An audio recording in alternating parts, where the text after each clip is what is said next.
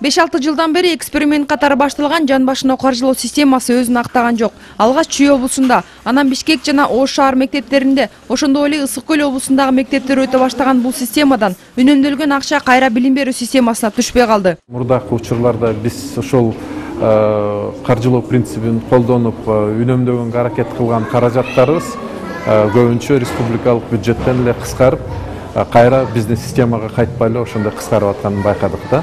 Анан ушул жылы өзгөчөлүгү бул жерде биз ушул айлык маяналарын баарын каражаттарын биздин министрлик колго алып жатат.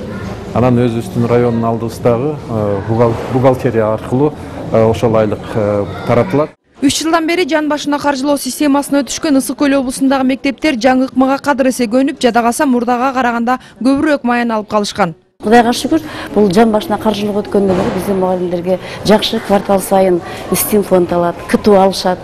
Баягы иштейт деген сыяктуу иштеген мугалимдер стим фондду КТУну жакшы алып атышат. Акчаны үнөмдөйбүз деп коюп, ошол үнөмдөлгөн акча кайра эле сол чөнтөктөргө кетип жатканын кабарлашкан Нарын облустук билим берүү тармагынын өкүлдөрү жан башына каржылоо коррупцияга жол ачмак дейт. Нарын областы территориясы абдан чачкын, мектептер айылдар бири-биринен алыс жайгашкан. Ошондуктан бизде жана аз комплекттүү мектептерди жоюп, башка мектептерге кошкондо аны баары окуучуларды ташып жетиш керек.